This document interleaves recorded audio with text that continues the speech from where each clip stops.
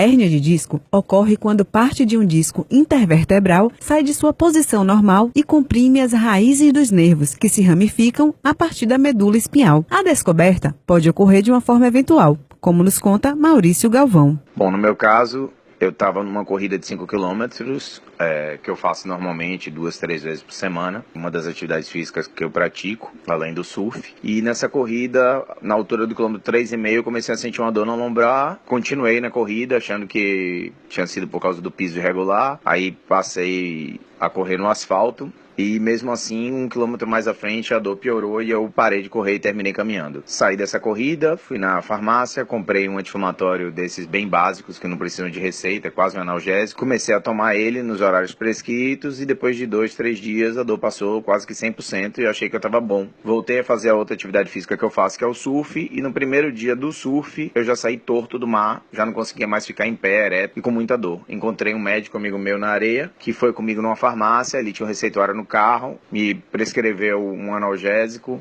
muito forte e um anti-inflamatório também muito forte e pediu para que eu fosse ao médico e fizesse imagens para ver o que era, mas ele acreditava que poderia ser uma hérnia de disco e não deu outro. O diagnóstico foi esse, 2 hérnias de disco na lombar. E desde então eu comecei um tratamento e é como eu convivo com elas hoje, mas tranquilamente, sem cirurgia. O tratamento varia de um período curto de repouso, medicamentos e fisioterapia, até o último caso, a cirurgia. O médico ortopedista Dayan José Oliveira Esteves fala sobre a necessidade ou não do procedimento. Cirurgia se impõe em situações de 3 causas principais. Um é quando você tem uma dor intratável, uma dor que persiste mesmo com todo o tratamento clínico depois de 2 a 3 meses. Segunda situação, quando essa dor começa a dar o que a gente chama de alguma deficiência no nervo.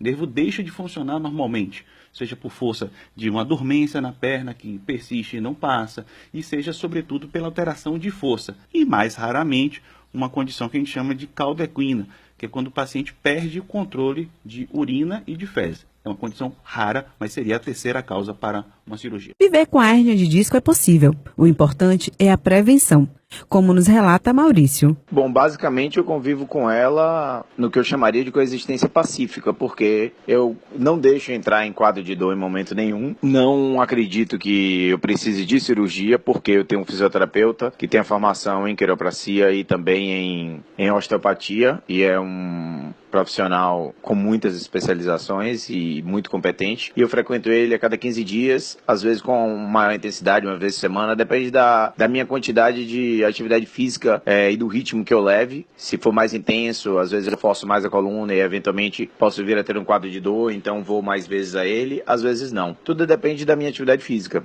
E também depende um pouco das minhas viagens, como eu trabalho viajando muito. A cadeira de avião é realmente bastante incômoda para mim, para a coluna, posicionamento.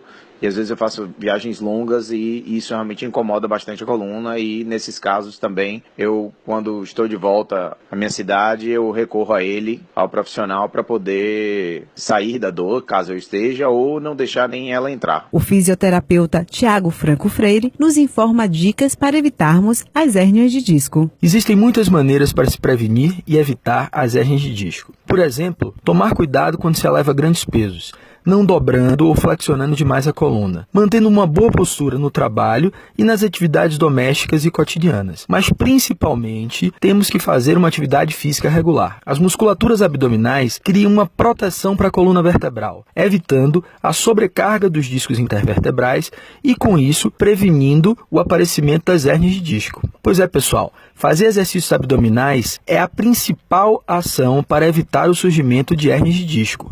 Atividades físicas regulares devem solicitar a contração eficiente das musculaturas do abdômen, fazendo com que essas musculaturas protejam toda a coluna vertebral, principalmente os discos intervertebrais.